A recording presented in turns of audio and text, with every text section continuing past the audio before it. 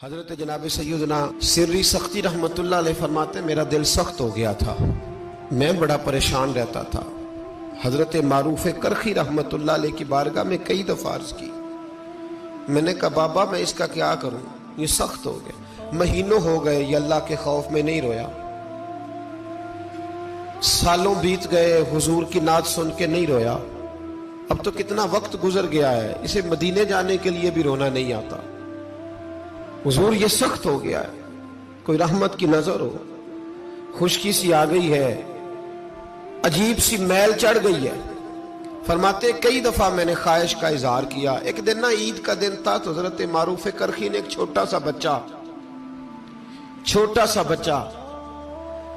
انگلی کے ساتھ لگایا ہوا تھا، تو حضرت آ رہے تھے تو میں نے کہا حضور آپ کدھر سے آ رہے ہیں،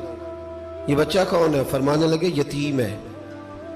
سارے بچے عید والے دن اخروٹ کے ساتھ کھیل رہے تھے، بیچارے کے پاس اخروٹ کوئی نہیں، تو حضور آپ کیا کریں گے؟ تو حضرت معروف کرخی کہنے لگے پیسے تو میرے پاس بھی کوئی نہیں اخروٹ خرید کے دینے کے، میں یہاں سے کھجوروں کی گٹھلیاں چنوں گا، وہ گٹھلیاں بازار میں بک جاتی ہیں، میں یہ گلیوں سے گٹھلیاں چنوں گا اور چن کے میں نے کہیں بیچوں گا، اور جب میں انہیں بیچوں گا تو پھر یتیم کے لیے 2-4 اخروٹ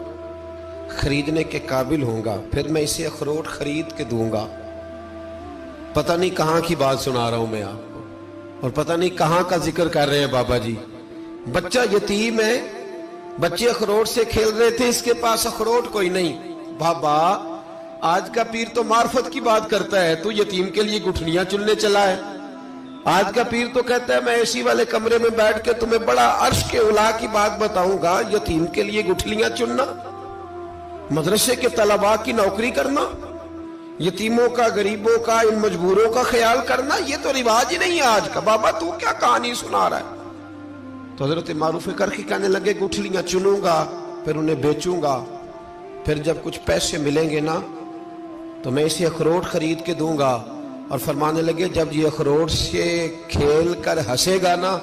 تو اللہ میرے دل کو سکون عطا فرمائے گا۔ میں گٹھلیاں چننے جا رہا ہوں، میں مزدوری کرنے، تیری تلاش میں پھرا میں جنگل، پہاڑ اور دشت میں۔ تو حضرت سری سختی فرماتے ہیں میرے گھر میں پیسے تھے، میں نے کہا حضور اگر یہ نوکری مجھے مل جائے تو میں غلام جو ہوا، اگر مجھے دے دے یہ نوکری تو میں نہ کر لوں؟ فرمانے لگے تو کر لے۔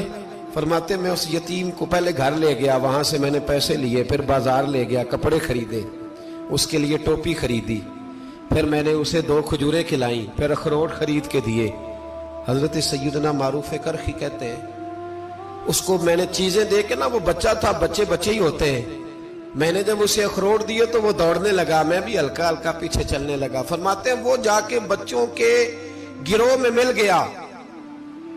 وہاں درجنوں 20 بچے کھیل رہے تھے، وہ مل گیا، وہ کھیلتا رہا۔ آپ فرماتے ہیں لوگوں اس دن میرے رب نے میرے دل کو اپنے قرب کی لذت بھی عطا کی، اور میرا دل تھا میرے سینے پر ساری رات، تھا میرے سینے میں میرا دل، پر ساری رات میرے نبی کے قدموں کا طواف کرتا رہا ہے۔ اب نہ لگ گیا ہے،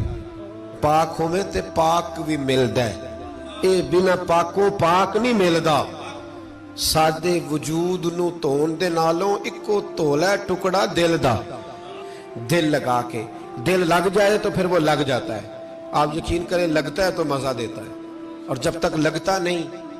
پھر کوئی بھی کیف سرور حاصل۔ امام زین العابدین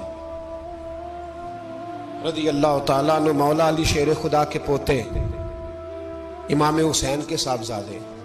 سیدہ پاک کی پیاری نسل، امام زین العابدین گھر میں نماز پڑھ رہے، ذرا غور کرنا بات پہ، گھر پہ نماز پڑھ رہے تھے، گھر میں آگ لگ گئی۔ جب آگ لگی ہے تو پھر شور بھی ہوتا ہے، کچھ لوگوں نے شور مچایا، آگ آگ آگ، دور دراز سے لوگ دوڑے، آپ کا ایک چھوٹا بچہ بھی پاس سویا ہوا ہے، آگ لگ گئی، شور ہو رہا، دور دراز سے لوگ پانی لے کے دوڑ رہے ہیں، آگ بجھائی جا رہی، امام صاحب نماز پڑھ رہے ہیں۔ حکم ہے کہ ایسی ایمرجنسی دیکھو تو نماز توڑ دو، پر اس کے لیے جو دیکھے ہی نہ، جسے سوجے ہی نہ ہو کیا رہا۔ امام زین العابدین پڑھتے رہے، نماز مکمل ہوئی تو آپ کی زوجہ کہنے لگی اللہ آپ پہ رحم کرے، گھر میں آگ لگ گئی تھی، سارا محلہ، سارا گاؤں، سارا شہر ٹوٹ پڑا، بچہ سویا ہوا تھا، آپ نے توجہ ہی نہیں کی۔ تو آپ فرمانے لگے ہلکی سی بن بناہٹ ہوئی تھی میرے کانوں میں، پر میں اللہ کی نماز پڑھ رہا تھا، پر میں اپنے رب کی میں اس کی نماز پڑھ رہا تھا، تیرے عشق کی انتہا چاہتا، تیرے عشق کی انتہا چاہتا، تیرے عشق کی انتہا چاہتا، میری سادگی دیکھ کیا چاہتا ہوں، ذرا سا تو دل ہے مگر شوخ اتنا، وہی لن ترانی سنا چاہتا ہوں، مجھے کیا خبر ادھر کیا ہو رہا، ادھر میں تو اس کے ساتھ میرا تعلق تھا، میں تو اللہ کی بارگاہ میں حاضر تھا، مجھے کیا پتا۔ بی بی کہنے لگی آگ لگ گئی تھی، تو فرمانے لگے بھلی مانس چپ کر، تم دنیا کی آگ بجھا رہے تھے، میں جہنم کی آگ بجھا رہا تھا، تم لوگ اپنے شور میں تھے تو میں اپنے ذائقے میں۔ الذین ہم فی صلاتہم خاشعون، فرمایا یہ لوگ اپنی نمازوں میں عاجزی کر دل لگا کے کرتے ہیں جو کرتے ہیں۔ وہ بڑی خوبصورت مثال ہے، حضرت رومی نے لکھی ہے، بڑی مشہور بھی ہے۔ ایک نمازی نماز پڑھ رہا تھا، میری طرح کا نمازی، مجنو اس کے آگے سے گزر گیا، لیلا کے گھر جا رہا، تو نمازی اتحیات پہ تھا، اتنی دیر میں اس نے بھی نماز مکمل کر لی، تو پیچھے سے جا کے مجنو کا گریبان تھاما، کہنے لگا شرم نہیں آتی تجھے، مسئلے کا نہیں پتا، نمازی کے آگے سے نہیں گزرنا چاہیے؟ تو کہنے لگا یار معاف کر دو، مجنو کہنے لگا معاف کر دو، غلطی ہو گئی، حالانکہ شہزادہ تھا، پر معافیاں کیوں مانگ رہا ہے؟ اس لیے کہ کسی سے دل جو لگ گیا ہے، عاجزی آ گئی، ان کے چل یار معاف کر دے، تیری مہربانی، نمازی ناراض نہ ہو جائے، نمازی بڑے ڈاڈے ہوتے ہیں، کئی دفعہ بڑے سخت ہوتے ہیں، نمازی تھا بڑا پکا، تو وہ کہنے لگا نہیں، نماز خراب کر دی تو نے، تجھے پتہ نہیں آگے سے نہیں گزرنا چاہیے، اور ویسے بھی زمانے کا رواج ہے، جو معافی مانگ لے لوگ سمجھتے ہیں بزدل ہے، یہ بھی بڑا مسئلہ ہے، آپ تھوڑا سا کہہ دیں کہ جب دیکھی جائے گی جو ہوگی، لوگ سمجھتے ہیں نہیں ہے دم کم، معافی مانگ لے سامنے والا بگڑ جاتا ہے، الا ماشاءاللہ، لیکن اس کا مطلب یہ نہیں کہ ہم معذرت کرنی چھوڑ دیں، وہ اگر بری عادت پہ ہے تو ہم نے اپنی اچھی عادت کو قائم رکھنا ہے، تو کہا جناب معاف کر دے، تو نمازی کہنے لگا نہیں تجھے عقل نہیں ہے، نمازی کے آگے سے نہیں گزرنا چاہیے۔ پھر مجنون نے بڑی بات کر دی، پھر ایک عاشق نے عاشقوں والا جملہ بولا، پھر ایک محبت کرنے والے نے بڑی بات کی، کہنے لگا یار نمازی